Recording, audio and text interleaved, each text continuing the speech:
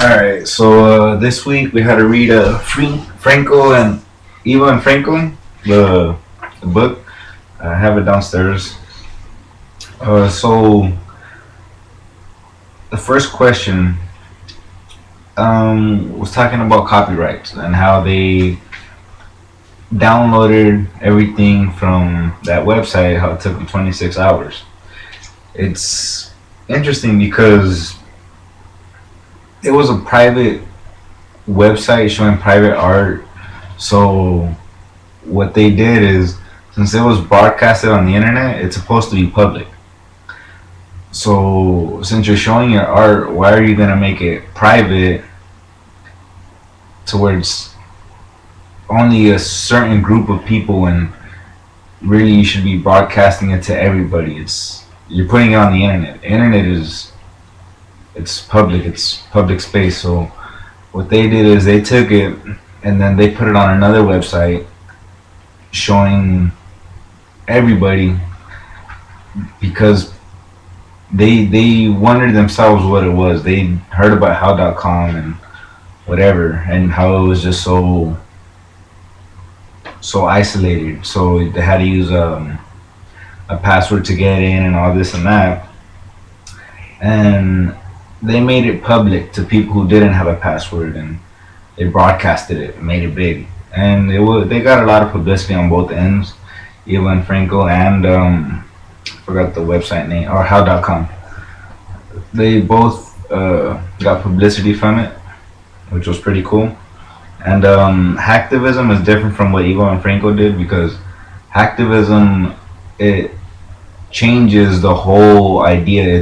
They don't have an original after that. It's like messing with somebody's stuff and being mean about it.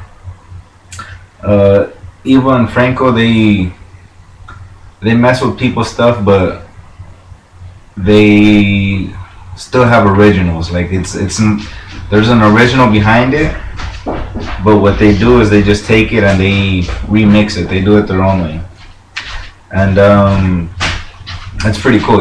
It's not mean, but it's interesting because it's still, you could see the before and after in a sense.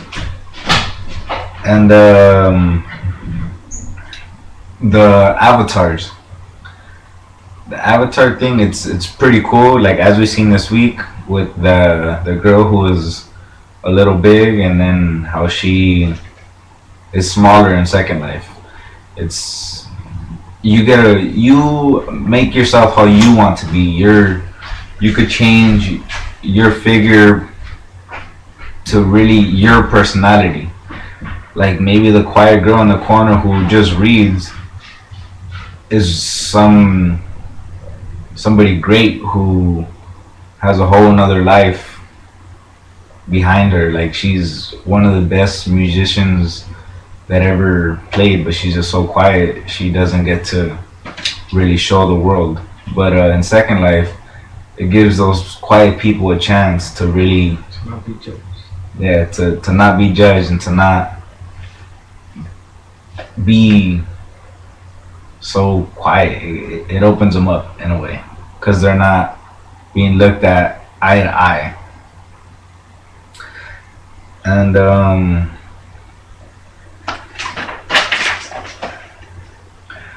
the central idea behind all of their projects is freedom.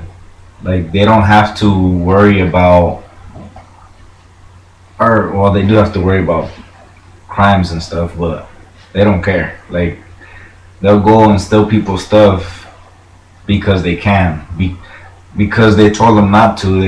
They rebel and they take it anyways, and show people that it's not something that should be isolated, that people should speak up, or people should be more open, more free, and not have to worry about everything being so square and so uptight. It's more of an open, freedom, do what you want project that they do, and I like it. It's pretty cool. And flogging a dead horse. It was a song that was on the radio while he was talking to one of his friends, and it was the band who sang it. They had broke up while it was on the radio, or not while, but they were broken up at the moment. And it's funny because they're like advertising a band that is no longer a band, and really the only people who are getting credited for are the people who don't really matter. Not don't matter, but they're not even seen. It's just like the platform, because the only people who were left were the manager, I believe, and another person. But they're not the ones making the music. They're not the one who are actually playing, so they're not really important. So with their idea, they made a movie, or not a movie, but they had the idea of a movie called United We Stand, I believe. And from that, they made posters and advertisement, and they made people really think that there was a movie. So they had all of the foundation, but they didn't have the actual movie. There was no actors, there was no setting, there was no story behind it, or there was, but it was not an actual movie. It was a false figure, and it's pretty interesting how far they go just to really make people think like, wow, to bring realization to somebody's eyes. So it's pretty cool to really see somebody do that. Well, I'll see you guys in class.